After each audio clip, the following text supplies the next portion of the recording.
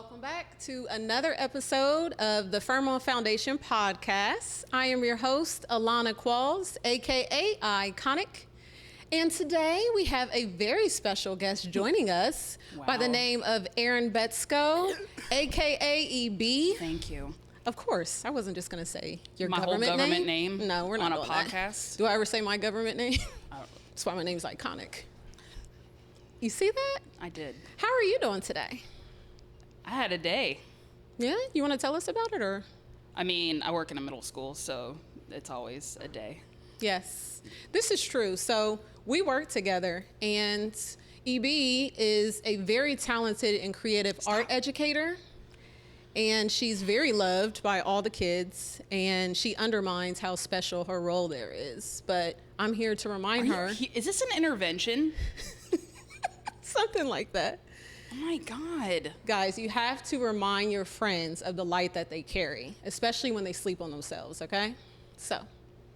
Kind of like how somebody does all the work and is a full-time everything and likes to downplay themselves, even though they are a full-time woman of God, mother, activist, workout guru, and more. And Power Ranger. And Power Ranger. Of course. Yes. We're in our uniform today.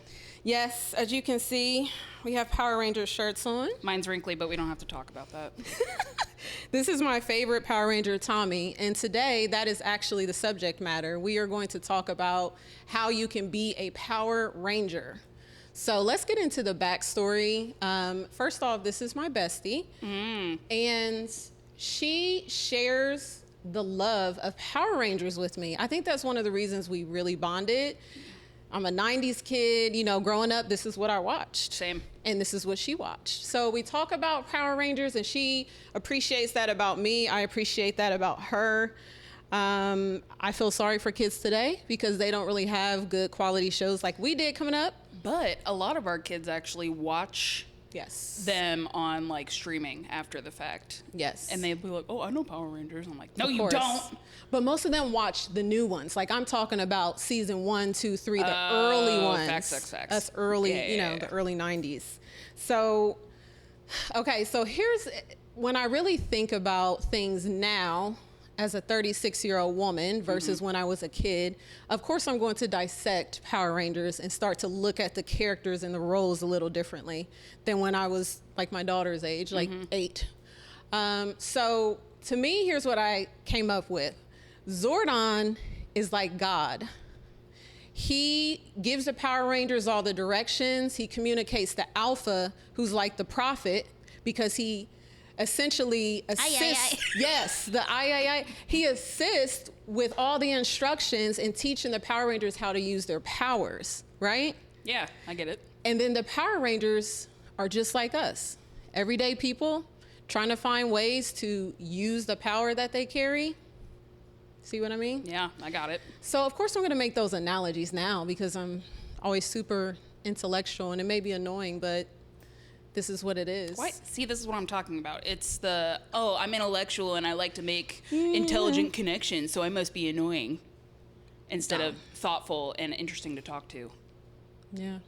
I am kind of interesting to talk to, I think, according to you and a few other people. And so everyone I appreciate who meets you. that. I don't know about all that. But, you know, Zordon's favorite saying is, may the power be with you. Yeah. That's powerful. And this is also why I said Zordon is like God. He is not God, but you can look at him like that because I feel like he has instilled these powers into the Power Rangers, and they all have their own special power, you know, saber-tooth, you know. Mastodon. Pterodactyl. Tyrannosaurus. So they all have their own special powers that they're learning to use. And even before they were recruited as these teenagers with attitude, they didn't know that they carried that power. Now, obviously, they received weapons, different things they were equipped with to help them fight evil and bad down in the world, right? So we're all equipped with certain tools and special powers. And for me, I call that my spiritual arsenal. Oh, I like do. that. I do. And my spiritual arsenal was developed from a lot of life experiences. And the closer that I grew my relationship to God, the sharper those tools and weapons got. The sharper my discernment got. The sharper my insight got and intuition. You know what I mean? So I love Power Rangers, but now that I'm dissecting it as an adult and my child is watching it now and getting into it, it's very interesting because she's getting into it around the time I did. And I'm still watching the same ones I watched as a little girl. So, You know what they say? What's that? You give birth to yourself. Yes, I literally did. She's my twin, 1000%. So, who's your favorite Power Ranger and why? I don't know why you're calling me out on this podcast. Probably Jason. Probably Jason. Just because I thought he was really good at martial arts, and he was always looking out for his friends, just like Tommy, who's also one of my favorites. And honestly, Billy, because he was the smart one, he never got the credit. He didn't. He did not. They slept on did Billy. him super dirty. Yeah, that's not right. But now he's the one going to all the conventions. If you look up the actor. Yes, him. I saw him and Kimberly. I think Him and Kimberly and Zach. And Zach. Yep. Yes, I want to go to one next year. I think. Field trip? You're trying to go? We should It's go in, and I then, think, Georgia or something, the one I want to go to. and then you could film a podcast episode there. Absolutely. Oh my goch, if I could get a Power Follow-up, Ranger. the sequel. If any of the Power Rangers or former Power Rangers ever see this for any reason, I would love to have you come on my podcast. I was talking about me, but yeah, we could have a Power Ranger on there too. Us and former Power Rangers? That would be awesome. Jesus, you get me too excited. Okay, let's move I'm on. manifesting greatness. Okay. Yes, we are about manifestation. Yes. So Tommy is my favorite Power Ranger. He always has been. Tommy is just his vibe, his swag, his energy. He's that leader. People gravitate towards him, and naturally, he's a leader that has like that silent strength. He got that ponytail. He has that ponytail. That ponytail is magical. You know what I mean? He has the look, but his energy is naturally people are going to gravitate and follow him, and he's not in his ego. You can just tell. It's like he takes this job very seriously, but he's strong. He's humble. And he's humble. That's a tenet of martial arts, though, and they're all supposed to be martial arts masters. This is true. So true. I just need to learn martial arts. That's the only training I'll need because I work out all the time. So physically, I'm up for the challenge. I just need to learn some martial arts. So I'm working on it. So, all right.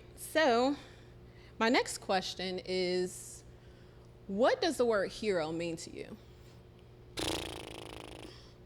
I don't know. It's kind of, what's the word? Conflated? Elaborate. Just because a hero it's like a vague kind of umbrella term, I feel like. Because there's like a hero, and then there's like, you're a hero, bro. You're my hero. What's the context of the word? Exactly. You know what I mean? Because I feel like in some cases being a hero is ego. Like, I'm a hero. And other times it's a descriptor for somebody who has gone out of their way to be helpful to somebody else. Sure. When you think of your hero, what characteristics, what comes to mind?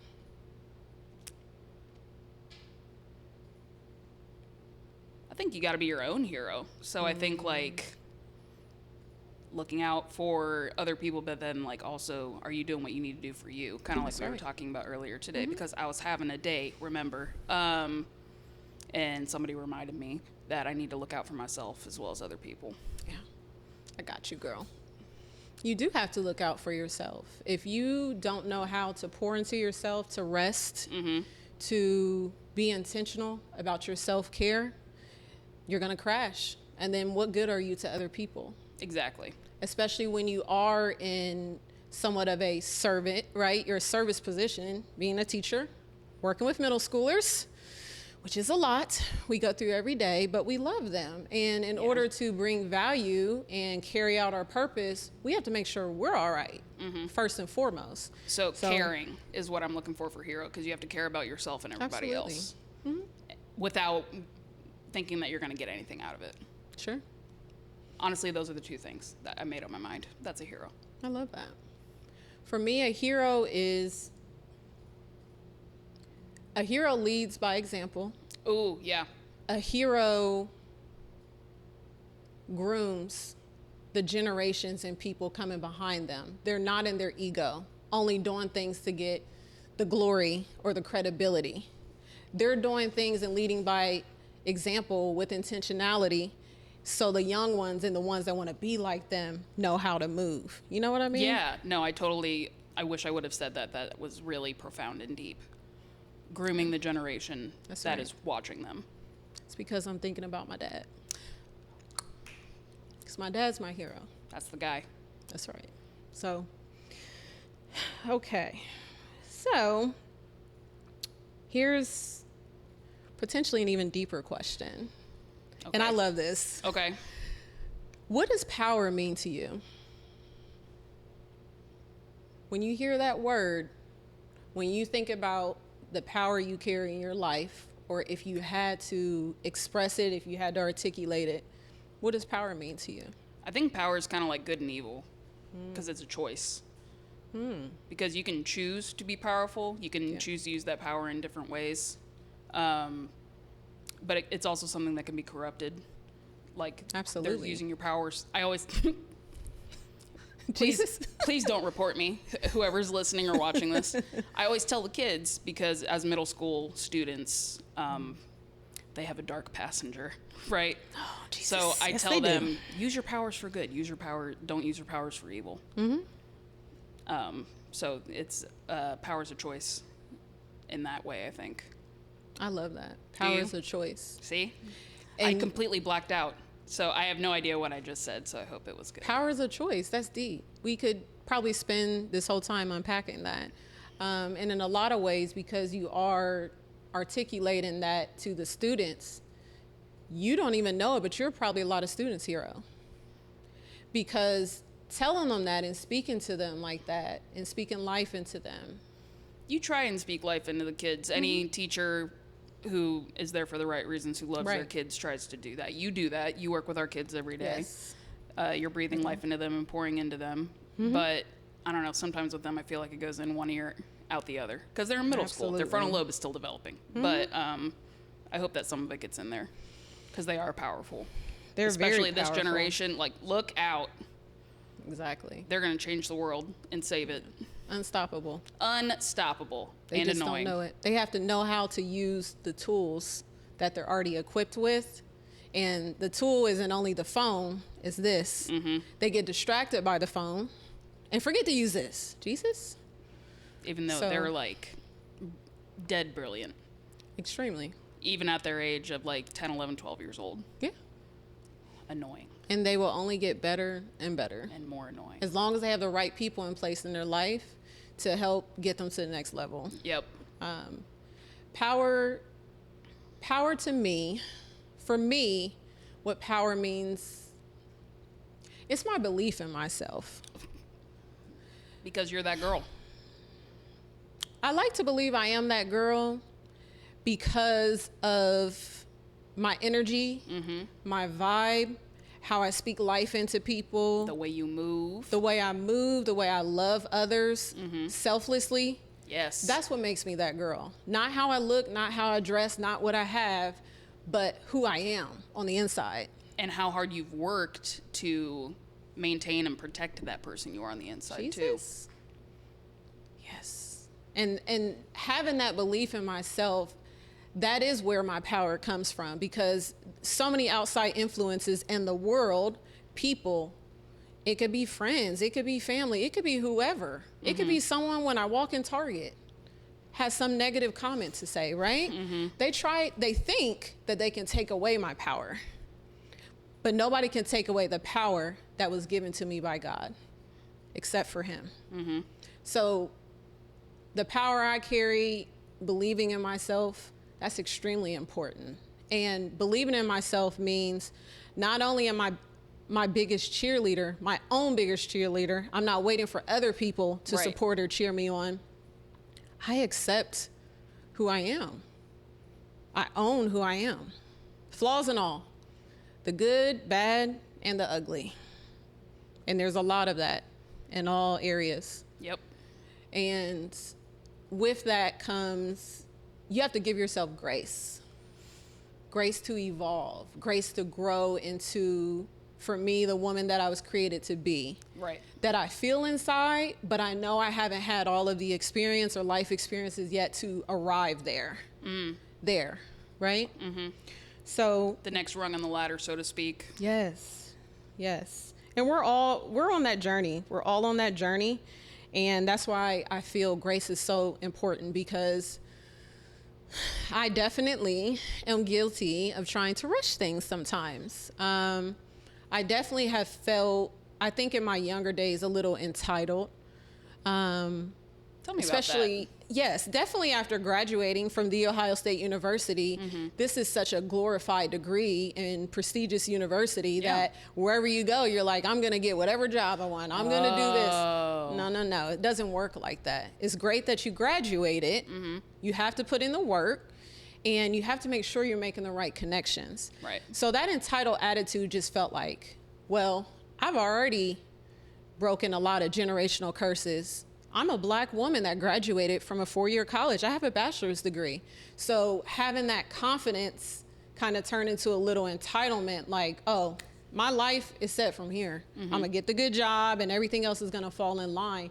And while God has blessed me, and the degree has blessed me as well, with how I've progressed in life, I still would be just as powerful without that degree. That's facts. 1,000%.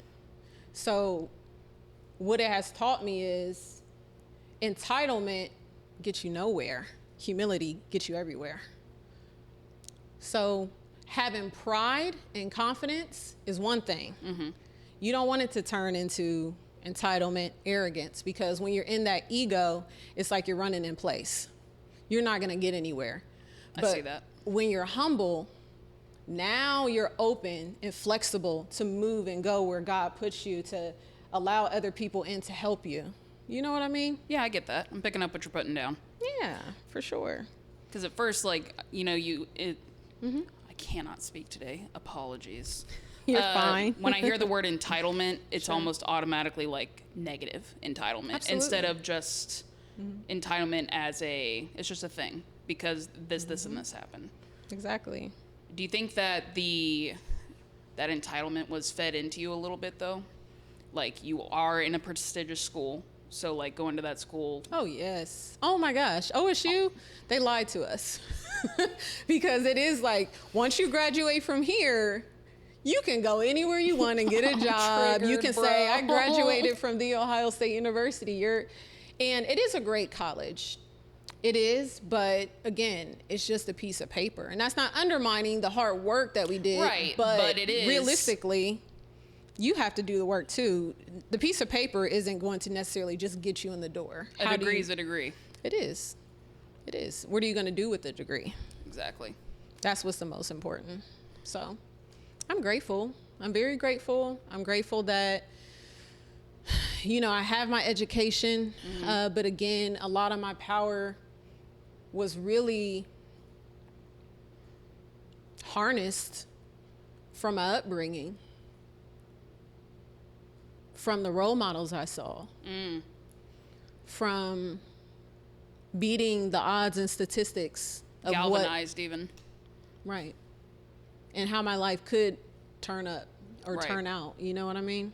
So I would say, and that's the perfect segue into the power in relationships. Tell me about that. I see what you did there. You see what I did there? Yeah, that was good. Yeah. That was good. So, what did you think of when I said power relationships? Please do tell. Because even as a 34-year-old person, I feel still like I'm a child, You are. right? A child. I love that for you. And I wish that I would have known sooner how powerful relationships are, because the people that you keep around you, it shapes how you move, it shapes where you go, For it shapes sure. all these things. And I wish, but like I wouldn't go back in time, you know what I mean? But it would have been beneficial to maybe have my eyes open a little bit wider in terms of who I was keeping company with. I love that. Right? So you just made me think of something that happened today. I didn't even prepare to say this. So I was in the costume store looking for my daughter a costume because Amazon, yeah, it's arriving Saturday. Halloween's tomorrow. Jeff Bezos. Sorry, it's delayed. That's what they told me. So, plan B, it was supposed to be here. So I was in the costume store and I found her a very cute costume. But while I'm there, I'm seeing all these people scurrying around the costume store and so excited. And I mean, literally, this lady had a basket, I mean, full. There had to be close to 20 costumes in there. She's on the phone, she's FaceTime. Hey, I think we could wear this one. And everyone's so excited, which good for them. But for me, it took my mind to think of all the people who were so anxious and so desperate to be someone else other than who they were born to be. That's what that made me think of. They were so excited to put on this costume so they can escape from who they are, even for a night, for Halloween. Okay, that's fine. I didn't want to go to sleep tonight at all. I'm just going to sit up and stare at the ceiling and think about that. Yeah, you know what I mean? Yeah. It's something that you see literally everywhere you go. I feel like no matter what kind of person you have an interaction with that day, you know right away if you're seeing a costume or if you're seeing the real person. And if you are seeing a costume, you have to change the way you interact. For sure. Is the mask on or is the mask off? I don't feel like everybody can see if someone's wearing a costume, though. I feel like you can tell if somebody's wearing a costume. I feel like I'm pretty good at telling if somebody's wearing a costume just because of the nature of the profession. You see people every single day. You see young people every day who are often trying on costumes. Oh my gosh. As soon as they click on that app, they are scrolling on other people's pages and instantly start putting on those masks and those costumes because this person has so many followers and people are liking their stuff. So and people if I don't dress, even know that person is wearing a costume that they're looking at. Exactly. It's called filters. Okay? It's called only showcasing the highlights of your life, not the reality. Yeah.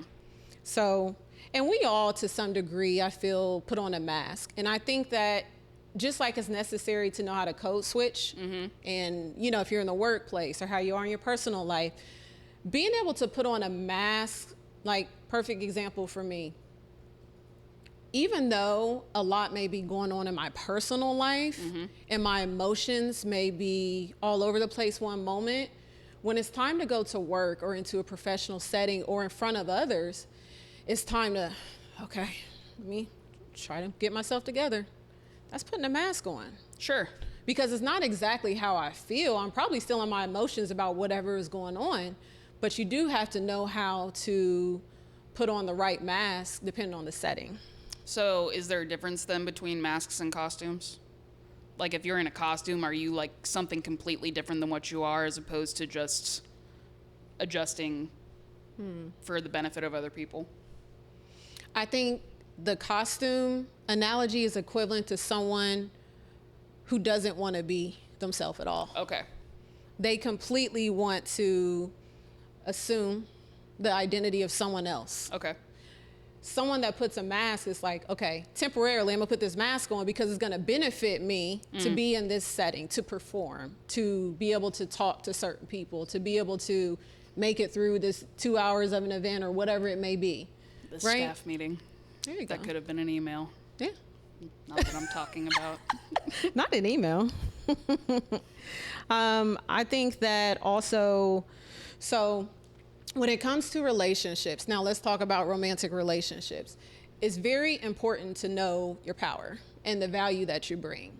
For me, what that looks like, especially now as I evolve more and more every day and I identify what I want, what I don't want, what I'll tolerate, what I won't, accepting less than what I feel I deserve. And I'm extremely careful these days about using the word deserve because that's a big word. That's a heavy word. And sometimes it almost feels like my entitlement speaking to say deserve. But when I say deserve, it's because I'm so confident that I'm giving them that energy. Yeah. I'm giving them respect, good treatment, showing them love. So that's why I can say, you know, I'm not accepting less than what I feel I deserve. You deserve to be treated respectfully. You know what I mean?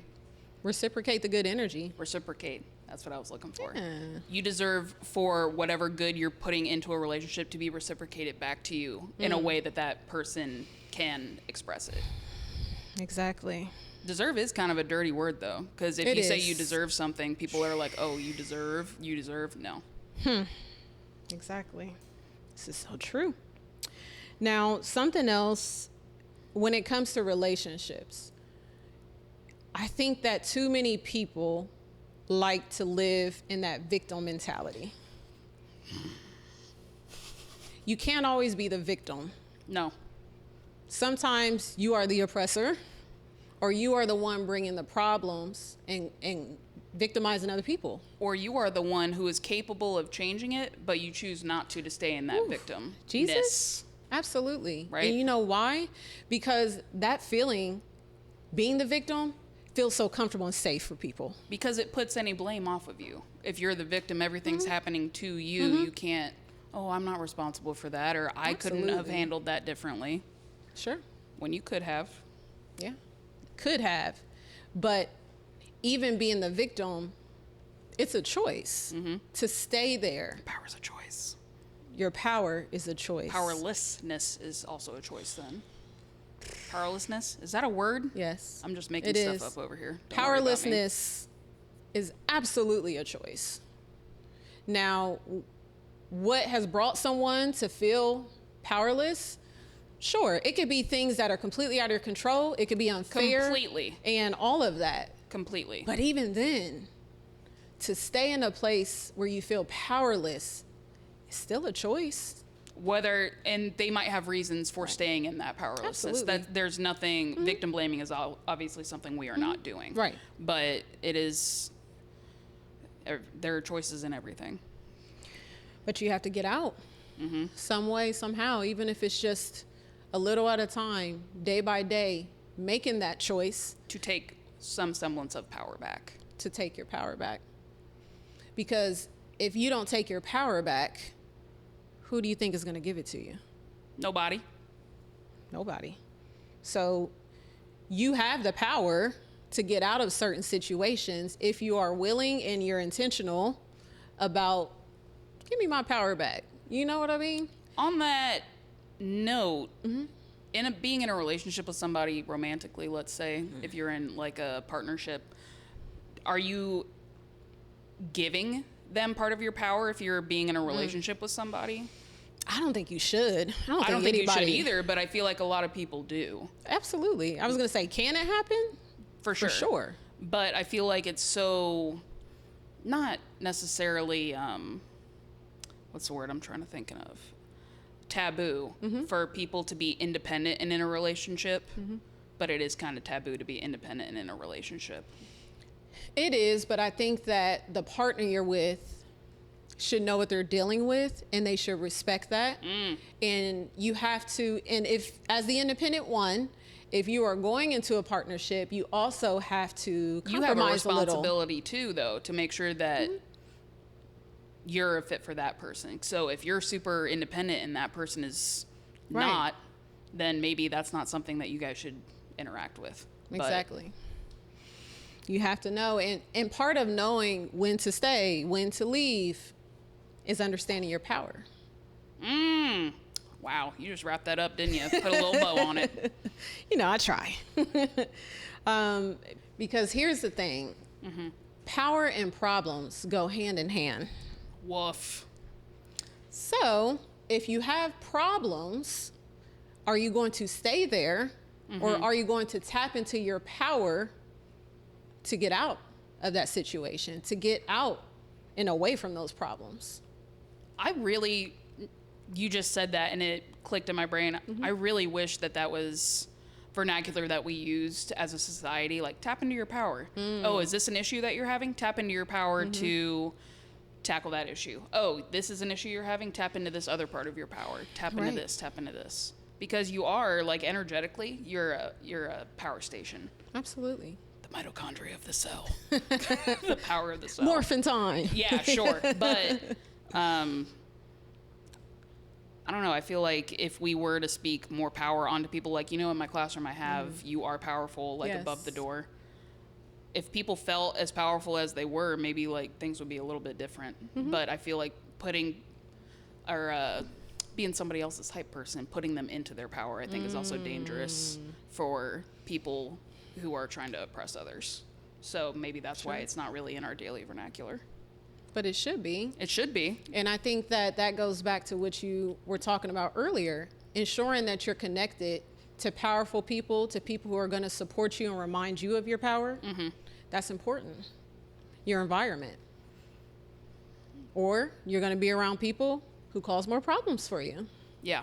You're going to be people who have a plug and they're trying to plug into you. Absolutely. Instead of you plugging into them. They're trying to take away your energy and power. Like, you pour into them and they're not pouring back. Yeah. Essentially, you is that what you mean? each other, people. Sure. And it's important to not stay in that place where you have problems. My dad would always say to me when I would be talking to him about things I'm going through, he would say, "You don't have problems. You have situations." Yeah.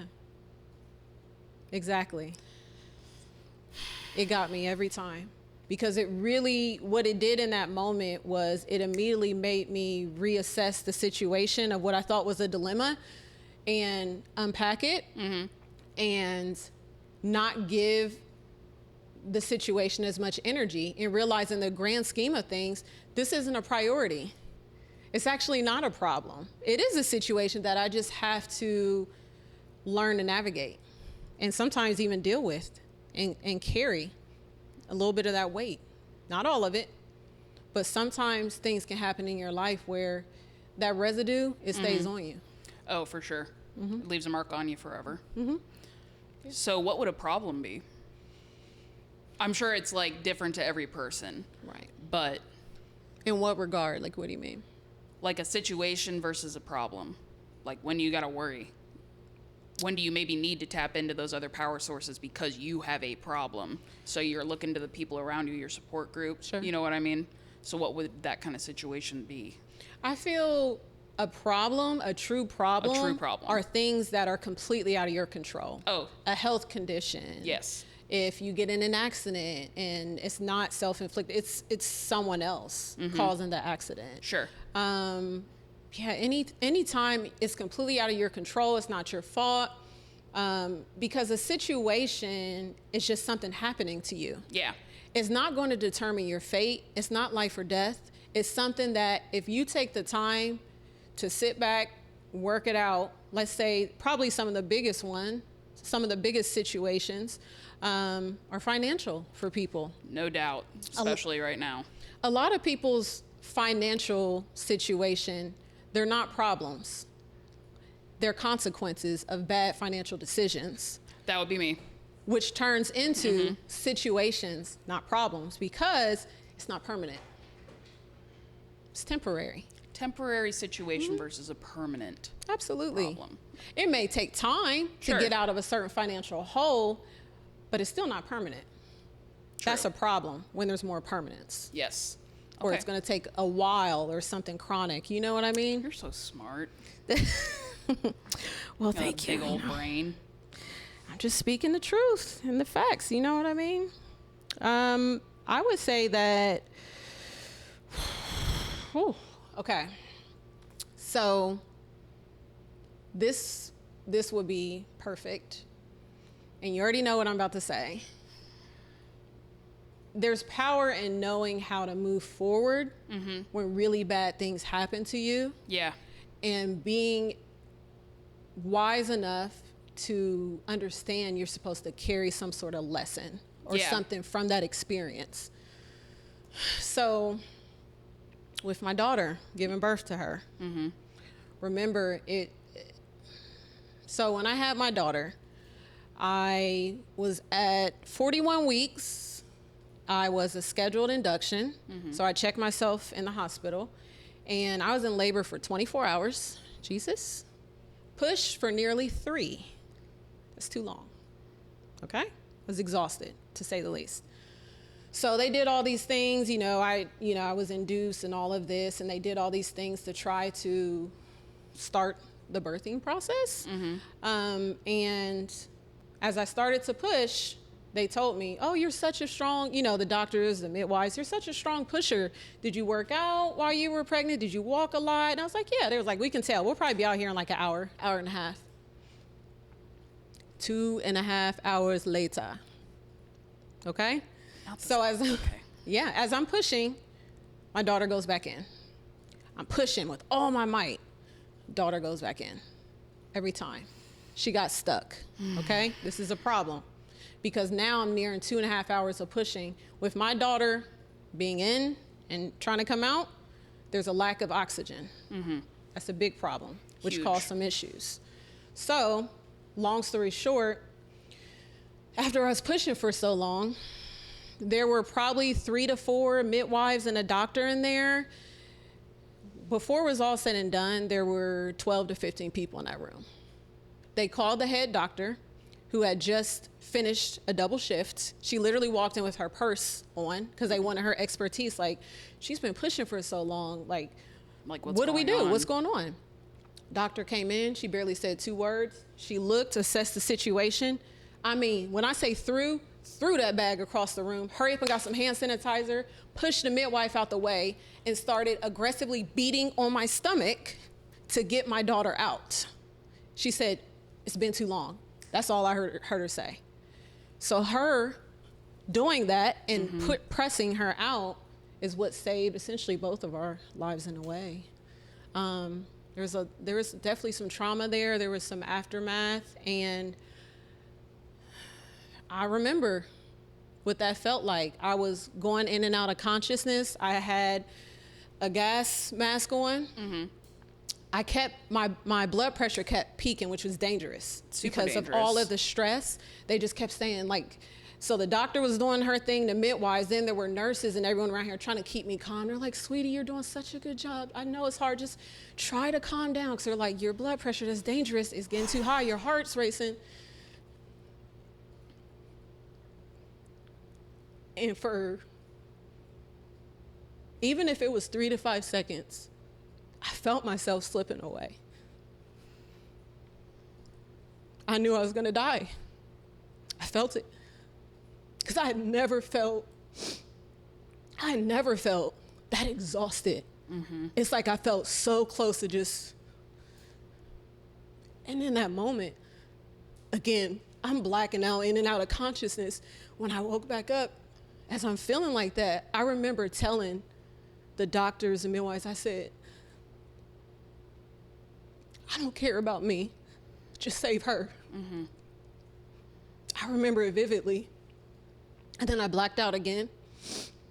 And then some time passed, and when I woke back up, I don't remember seeing my daughter come out. I don't remember hearing her crying. I just remember waking up, and they were holding her, and then they placed her on me. And when they placed her on me, I just remember kissing her. I didn't even care. They hadn't even wiped her off. I'm like, whatever, you know what I mean? And I just was so grateful, extremely grateful in that moment that we both made it. Because the doctor came after and looked me in the eyes and said, sweetie, you did such a great job. You're such a strong pusher. You really hung in there. I'm not trying to make you feel a certain way, but I'm just going to let you know, in this predicament, typically, the mom doesn't make it, the baby doesn't make it, or both may not make it. There was a lot going on, to say the least. So, outside of the blessing of having my daughter and my own life, that helped me tap into a different level of power. That experience. It really showed me who I am. And because I know God doesn't allow anything to go to waste, that experience was supposed to remind me of how strong I am. Of the amount of power that you hold within you. Of the strength and power that He's equipped me with. Because if I can get through that, I can get through anything. I have no words for the experience that you went through, the trauma and the power that you felt. The power in and of itself, that is an immense, overwhelming power. And that was probably traumatic as well. It was. Knowing what you're capable of. It was. And being reminded of that experience. I mean, 6 months after giving birth to my daughter, I'm sitting there watching TV and my stomach would just jolt. Out of nowhere. I'm not doing it, just like aftershocks. Aftershocks. I had aftershocks from where she was pounding to get her out. I had to take my daughter to physical therapy for 14 months. We had to go see a neurologist. We had to see ENT specialists. This is over a year doing these things with a newborn. Imagine how scared I am in a single mom, single parent household. There's no one in the house with me. Scared, exhausted. Because when I think about what you just said and the amount of power that you would have had to expel in that it was a miracle what happened. Like, you basically Absolutely. performed a miracle. God performed that miracle. With you. And like the amount, you weren't even able to rest or recover from that because you had this little baby that you had to take to physical therapy, and you had no time to recover from that. I didn't. Because you just kept it pushing, because that's all you could do. And even in that moment where it was very scary and I was unsure, my faith and still trusting God to get me through is what carried me. Had I not had that much strength and that much faith, who's to say? So part of that is we all are also equipped with this internal compass. Sure. You know what I mean? So it's about trusting your internal compass too. Even on days where you feel weak, you don't feel equipped with anything. You're just like, I just don't got it today. I'm just here. Jesus? I don't have it. I don't have it to give. I don't have power or energy to give to other people. I don't know that I can be as effective today as I was yesterday. And that's okay. Because you have to reset. And that's why self-care and recharging and rejuvenating and getting rest and doing things that bring you life and pour back into you. If it's, like for me, I love being out in nature. Same. I love nature walks. I like even like riding a bike. Like that just is so nostalgic when I get on a bike again. Like when I was a little kid and you're just riding down the road looking at the trees, and like even now how pretty the leaves are, like that gives me life. Like I was driving and I just like, this is so pretty. They're so red and then some are orange, and just paying attention to those details in God's work is something for me, like that helps recharge me. And paying attention to that, because sometimes you can't see those things when there's chaos and noise around you. You're not paying attention to nature, you're paying attention to your problem. Or what you think is a problem. Which is actually a situation. That's going to haunt me forever. Thank you. Yeah, it's true. Is this a problem? Is this a situation? What power do I have in this situation? Or what are you supposed to learn about your power in this situation or from that situation? My little squirrel brain does not focus on, like, I wish I had something in the moment to say, okay, in this situation where my brain is currently flooded with anxiety or whatever, what am I supposed to be learning right now? Instead, I'm like kind of stuck in the situation instead of being like, what do I have in my power arsenal that could help me with this? What you're probably supposed to learn is to not is to not stay in that place of anxiety. But my brain. I know. And the thing is, this is something that I heard once. Your language is very important. So to say, I have anxiety. No, you don't. You don't have anxiety. You feel anxious. You have a lot going on right now. But to put that label on it gives it some glue and staying power. Don't do that. Say, I feel a little anxious right now. I'm going to go take a nap. I'm going to go for a walk. I'm going to go work out. Whatever you're going to do to calm down. And the anxiety goes away. Sometimes. It's a situation, not a problem. don't give it that much power. And anxiety, I know, is very real. As someone who has struggled with it pretty much all of my definitely adult life. Anxiety, depression. Yeah. I've had panic attacks. I've had several, and I've had a few very real ones after giving birth to my daughter that's linked from that. I've had panic attacks, PTSD, triggered from that event. So I understand it. Anxiety's real too. So I'm not undermining people that have anxiety, but it's only allowed to stay and be a resident as long as you allow it. Let it be a visitor. A resident. I love that. It's true. You have the power to choose who resides inside you. Jesus. Who? Absolutely. What resides? Not who and what. Because, you got, multiple personalities or different things going on. So you just have to know your power. And with that, too, something I've learned is that I have felt this firsthand. I feel that God is very intentional with who he gives power to. Power in the form of information, resources, money, connections, position. He's very intentional and careful with who he gives power to, because he knows if he gives it to the right person, they're going to use that power in whatever form it may be to help the other people in his kingdom. People that are egotistical, people that are self-serving, they're going to take all that and probably gloat about the power they have. Let's say it's money. Sure. They're not going to give back. They're going to use it all for themselves and probably buy something materialistic or meaningless when there's people that need help. Now, do you have to give people your money? No. But if you've been blessed, part of that is giving back to some capacity. So that's something too we have to be cognizant of. We definitely do. I think that sometimes people with power too, it's having that aura, having that glow, having that power can lead you to being misunderstood and disliked. Even if you're not one that gloats about having that power, having that light.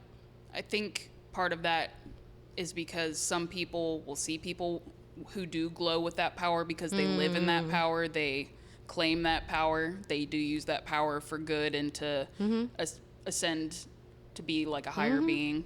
I feel like those people feel like they don't have power. And when they see people that are living in it, they're like, well, they're powerful. So it's triggering. It's triggering. And it triggers their insecurities. Triggers their insecurities if we're like from the viewpoint of somebody who does believe in God and the way that, the intelligent design and him making people in his own image, everybody is powerful and they have that power within them energetically, even outside of Christianity. Everybody has power within them.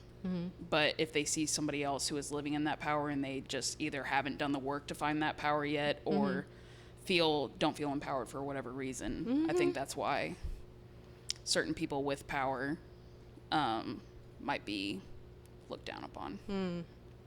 So to sum this up, if you've endured challenges, if you've been through some things, you've bumped your head, you've seen and had some good things happen in your life, some blessing, but it seems like you've also had some misfortunes or bad things happen, what can you learn from it? That's the catalyst to realizing your power. Oh, so if you're not even to the point where you can say, what did I learn from this? Then you're not going to be able to live in your power in the way that somebody who has learned from it can. I think life experiences, that's what makes you more powerful. Messing up, getting hard lessons, not having a perfect life. No. Not saying you can't be powerful, but what do you really learn from having everything go your way? Have you heard about the bowl? What's that? So a shallow bowl can only hold so much. So somebody who maybe has not had a lot happen in their life that has been challenging or challenged their viewpoint or made them find power that they didn't know they had. That's right. They can only feel so much because their bowl is very shallow. Not a lot has been scooped out. Whereas somebody who has had a lot happen to them has a much deeper bowl because a lot of stuff has been removed. Ooh, that's a word. I love that. Right? Whew. Well, now it's time for the segment of our episode called Firm and Free. Oh. So with this, if you could just quickly let me know, what are you firm on and what would you like to be free from? So I'll go first as an example. Okay.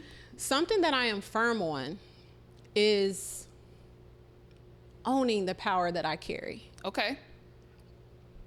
Nobody can change that. Nobody can tell me that the power I carry isn't special or it's not anointed, because it's from God. And only He has a say about that. Something I would like to be free from is the temptation to feel powerless when I don't get my way. You know what I mean? Yeah. Because more than likely I'm not getting my way because it's not part of the plan. I'm not supposed to be there on my journey. I'm supposed to be redirected. Am I supposed to be here? It's something I need to ask myself more.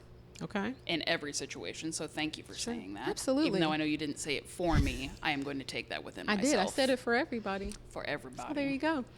And what about you? What's something that you're firm on and something that you would like to be free from? Does it have to be about me?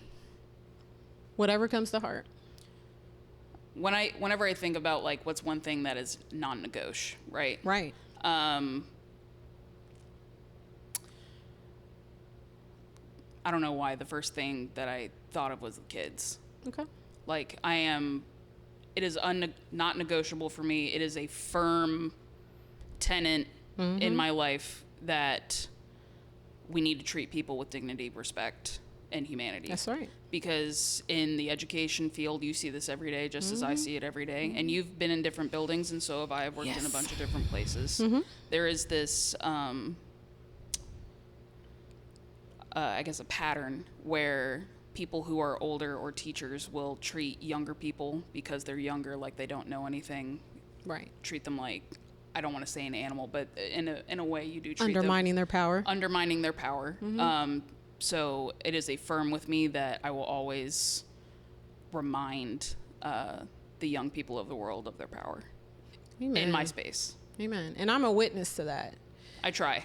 I'm a witness to that. I see how you talk and speak life to the kids and you put affirmations around the room, and I greatly appreciate that as well. What's something you'd like to be free from?